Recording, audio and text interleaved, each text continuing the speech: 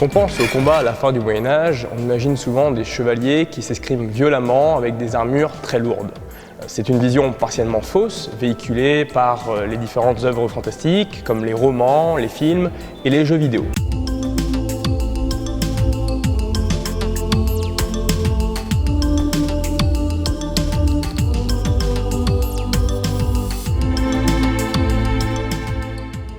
L'objectif de ma thèse est de comprendre pourquoi et comment les gens de la fin du Moyen-Âge et de la Renaissance se battaient, et s'il est possible aujourd'hui, oui ou non, de restituer ces gestes et ces combats.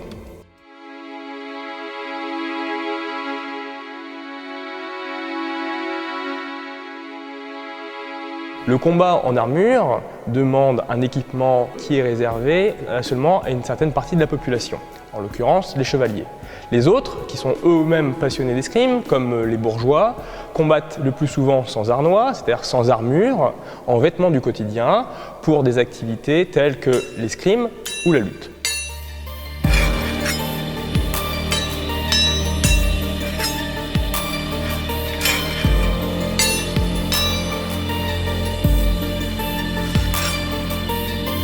Dès lors, en absence de protection pour la tête ou le corps, la première question est de savoir à quel point une arme est-elle véritablement dangereuse, voire même mortelle.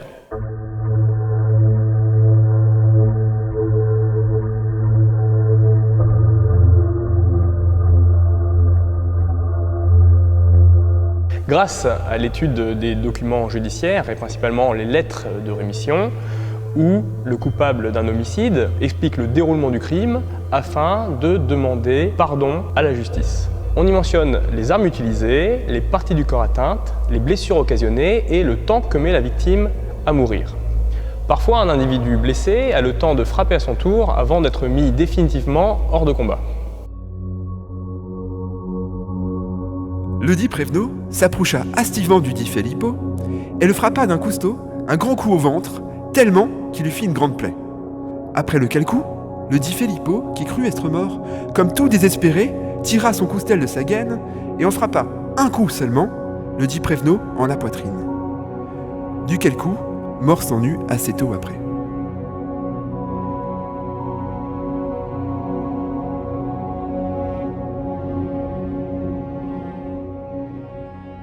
À travers plusieurs centaines de lettres de rémission, on se rend compte qu'un individu blessé qui décède immédiatement ou quelques minutes après avoir été atteint par une arme représente moins d'un cas sur deux.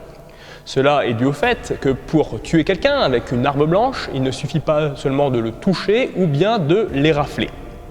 L'escrime, le duel à l'épée, est de fait en rien comparable à une rixe de paysan au couteau.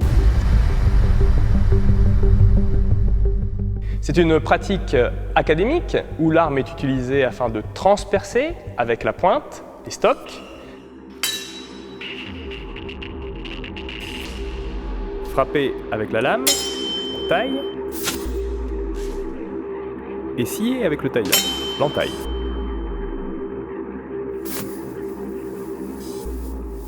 Pour comprendre les paramètres d'un vrai combat, il ne suffit pas de revêtir des protections contemporaines comme des masques d'escrime, des vestes rembourrées et d'utiliser des fausses armes afin de vaincre son adversaire. Dans ce cas, il s'agira avant tout d'un sport d'opposition moderne avec un contexte, des enjeux, des risques très différents.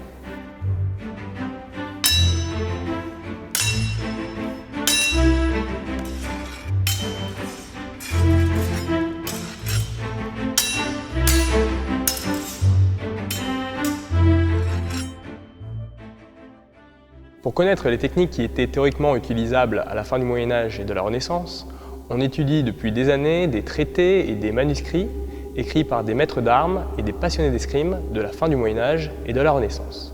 Ces ouvrages des 15e, 16e et 17e siècles présentent une multitude de techniques avec un riche panel d'armes telles que des épées, des haches, des lances et des boucliers.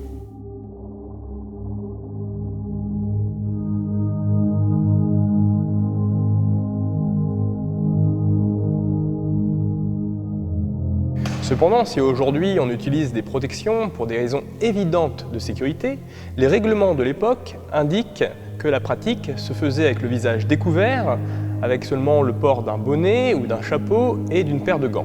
En tant qu'activité ludique et sportive, il n'est pas envisageable de penser que leur but était de réellement blesser leur partenaire. On se rend compte également que sans un entraînement spécifique et l'usage d'un code ou d'un langage commun, il est très difficile de comprendre le jeu de son adversaire et de ce fait d'exécuter une technique. C'est un peu comme la musique ou une langue étrangère, il est impossible de communiquer harmonieusement avec son partenaire sans ce code commun. À la fin du Moyen-Âge et à la Renaissance, la manière de combattre a autant d'importance que le résultat. Il faut interagir avec l'adversaire, mais aussi être compris par l'arbitre et le public, souvent très présent.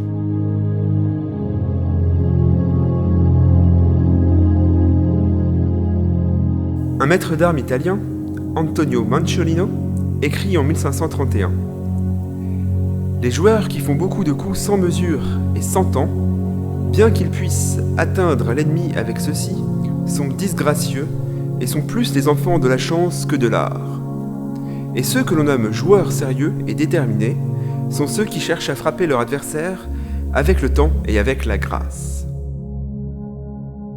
Définir la manière de porter des coups, interdire ou privilégier certaines cibles sont des éléments nécessaires aujourd'hui afin de recréer des affrontements intéressants où les techniques, les tactiques, comme les positions, sont celles observées dans les sources. Par exemple, il peut être interdit de frapper les mains et obligatoire d'armer les coups, c'est-à-dire de les donner avec une certaine amplitude, en les accompagnant avec le corps et les jambes, comme on devrait le faire avec une vraie arme tranchante. C'est la théorie des conventions. À partir de tous ces éléments, une question soulevée était de comprendre comment les escrimeurs et autres joueurs d'épée pratiquaient réellement leur art. Il est évident qu'ils respectaient eux aussi des conventions, comme celle de ne pas blesser l'autre et d'utiliser une gestuelle à la fois adaptée à une pratique ludique, mais également similaire à celle de l'utilisation d'une vraie arme tranchante. Une fois l'adversaire touché, celui-ci pouvait riposter comme il pourrait le faire malgré une blessure. Il faut donc se protéger de cette riposte à l'aide d'une retraite. C'est la convention des joueurs d'épée. Allez.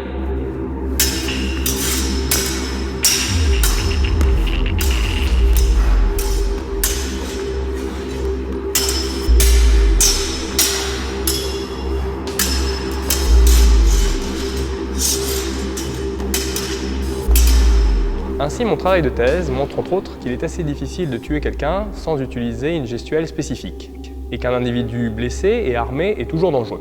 Cette gestuelle est toujours conservée, même dans les milieux ludiques, sportifs, avec des armes factices. Le geste est avec la tactique, ce qui est au centre du combat historique. Ce travail, doublé de la redécouverte des gestes du passé via la pratique, ce qu'on appelle l'archéologie du geste ou l'expérimentation gestuelle, nous permet de comprendre l'utilisation des armes réelles ou non. Bien plus qu'un simple jeu de touche, les escrimes des 15e, 16e et 17e siècles sont un entraînement au vrai combat. Pas forcément un combat à mort, mais un combat où il s'agit de montrer son habileté à manier les armes avec grâce, en prenant des risques, en créant le jeu et le spectacle, par l'utilisation des styles et de techniques différents. C'est cet esprit que nous partageons et enseignons au sein des différents groupes spécialisés dans la recherche en combat historique, comme l'association RECT, un mélange de passion pour la recherche et le sport, le jeu et l'histoire.